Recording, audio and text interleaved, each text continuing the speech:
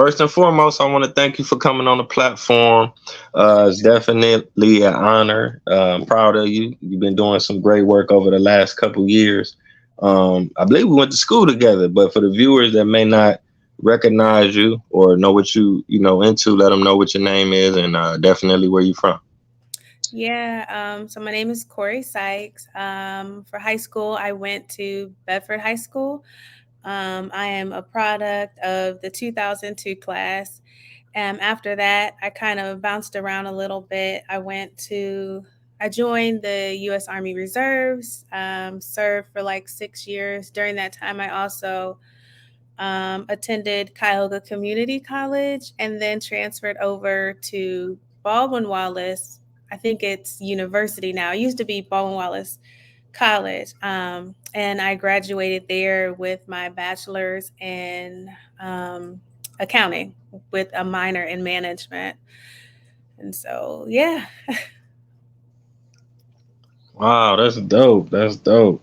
Um, Now let me ask you this. Now, when did you actually become a writer? Did you start writing when you was young, as a kid, or in high school, or after you graduated? Yeah, so I always say that's kind of a funny question because I feel like I've always been a writer. Since I was a kid, I used to, like write stories in like crummy old notebooks and then just kind of tear the stories out and throw them away. Um, and then I think it was about 2008 ish where I decided to try and actually publish a real book. So, for those that don't know, there's a few ways of publishing, and until um, I say recent years, self publishing didn't become popular. And so it was always like my dream to be traditionally published, which is where you go like to the big publishing companies. And they're like, yeah, we'll take you on. They get your book out and then they like send it to the masses and the very huge like bookstores like Barnes and Noble. And so like back then it really was like if you were a self-published author, you were kind of looked down upon. And so I tried to do like the traditional way and it just was not working. And so it wasn't until like a few years later, and I say 2008, that's when I first started writing it. And so probably like 2010 ish was when my now husband and his family started pushing me to kind of put it out there. And so I researched some things and I found a self-publishing company to kind of like help me with that process. And so in 2011 was when I released my first fictional book, The Red in Her Eyes, which I have since taken off the shelves. And unpublished that because I republished that. Reworked the story to make it a little bit better. And I republished that under my own imprint, which is Right and Vibes. So that now, and the title of that, it went from The Red in Her Eyes to Just Like Old Times. So it's somewhat of the same book. It's the same characters. For the most part, same storyline. It's just a better story, I like to say. Oh, okay, yeah, that's what's up. And you mentioned something important, like you say, you dropped that book in like 2011, so it Yeah. wasn't a lot of people that was doing self publishing. I think you was the first person that I knew of that put out their own book like that. I Oh, gotta for say, real.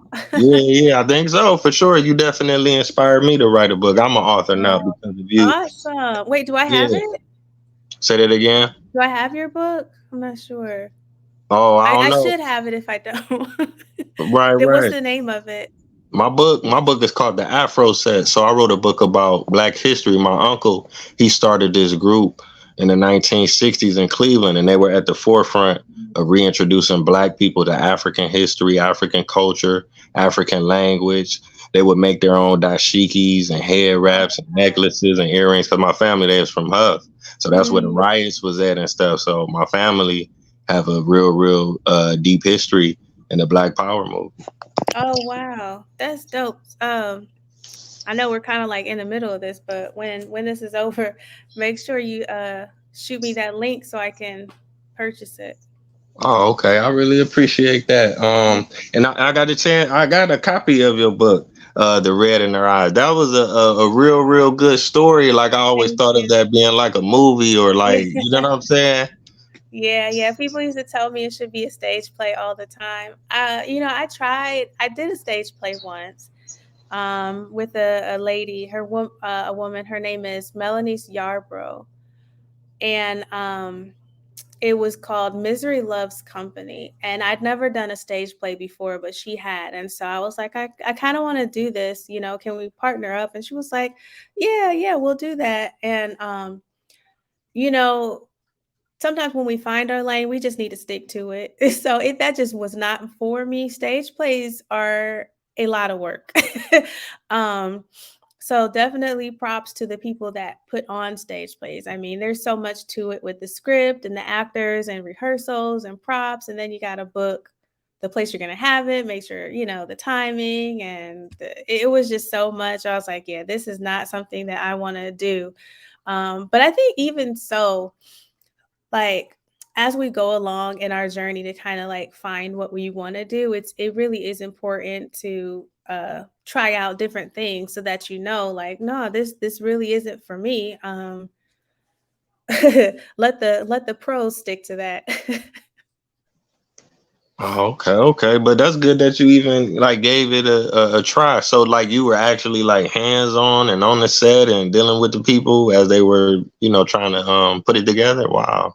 Oh yeah. I even had a really small piece in it, looking extra silly on stage as a what do they call those, the people like in the background who just kind of go into it. What are they Like an called? extra.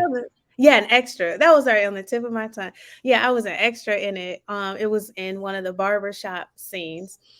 Um, and the lady I partnered up with, Melanie, she was the main character in that scene. And so it was so funny. I'm up on the stage like, being super extra. I was the extra for no reason. Acting is also not my thing. Right, right. But that's cool because sometimes, like, you'll see people, maybe they might write the book and then they'll kind of, I don't know if they sell the rights or they lease the rights to Mhm. like the director and then they let them do all of that and then they'll get like a residual or, Yeah. something off of it. But that's Yeah, cool yeah. either way.